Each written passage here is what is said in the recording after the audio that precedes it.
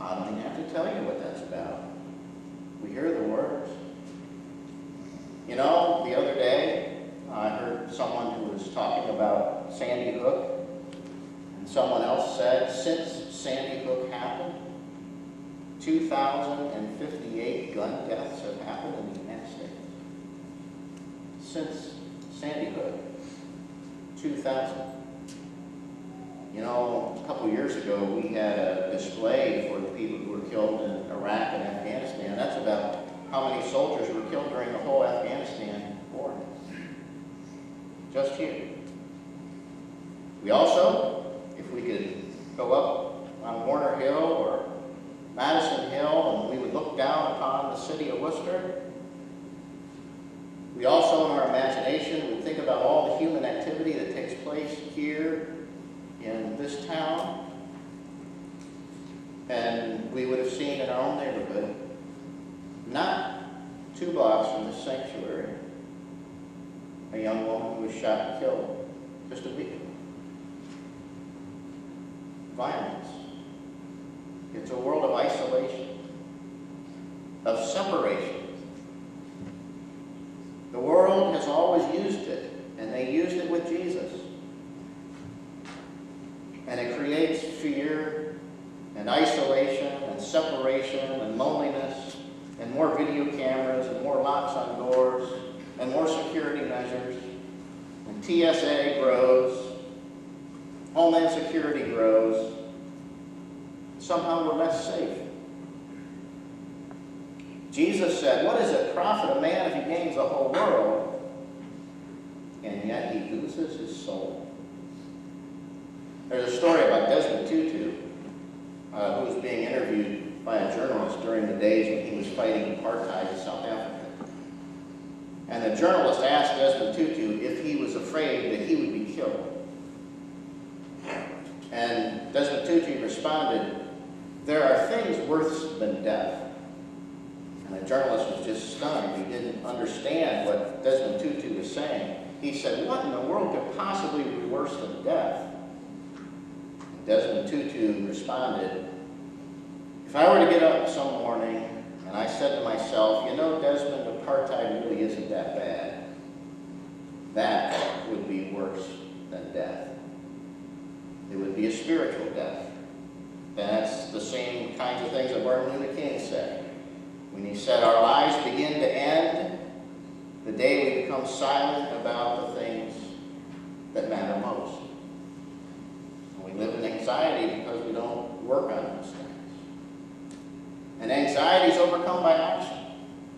It's overcome by doing the things that make for peace. Now, it's been famously said, and I love this quote, and this is a good Sunday to use it because we're talking about mother hens. I'm not left wing, I'm not right wing, I'm for the whole bird. And when we look down upon the city, we have to be for the whole city. Would Herod have ever been able to be true to his conviction? Could Herod have ever really been himself? Can people in power today ever be true to their convictions? Can they ever be themselves? Did Herod really enjoy his life that way? Trying to scrape and hold on to what he had, not living by values that were greater than he was. During the season of Lent, we said that you're never going to feel better until you get outside of yourself.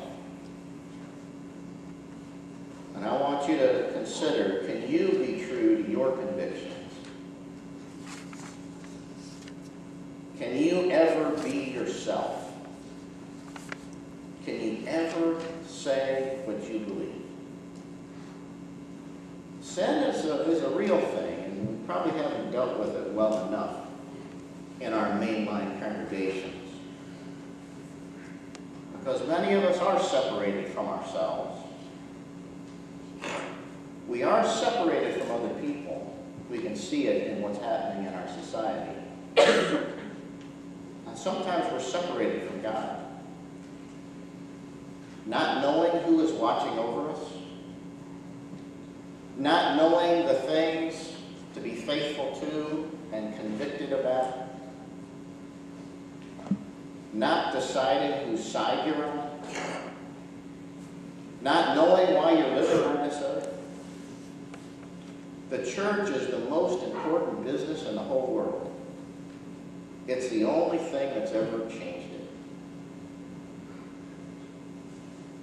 In the weeks ahead, you're going to hear a lot about hospitality and this book, Henry Brenton, and everything that we learned this Friday and Saturday.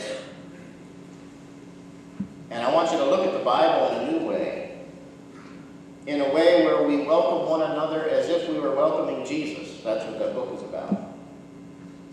As if we knew that God was embracing us, that God was celebrating us, and to practice hospitality. And what we have to aim for is not just a community that transforms people's lives, but a community that transforms the world, because that was the orders and the calling of Jesus for the church in the world. As Paul said, our citizenship is in heaven, and we look there. There are all sorts of prophets, and there are all sorts of ways that God has spoken to us. In many and various ways, it says in the book of Hebrews. And we in our own time have heard from the great prophet Yoda. Fear is a path to the dark side. Fear leads to anger. Anger leads to hate. Hate leads to suffering. God or God's messengers have said 366 times in the Bible alone, do not be afraid. Are you willing to meet God's longing? To embrace you? To celebrate you? To call you? To encourage you to be yourself? As we begin a season of Lent, we are right there with Jesus. We're right there on the top of the crest of the hill. We're looking down at the world. And we're keeping our vigil over the earth like a diligent mother hen who longs to gather her chicks under her wings. Amen.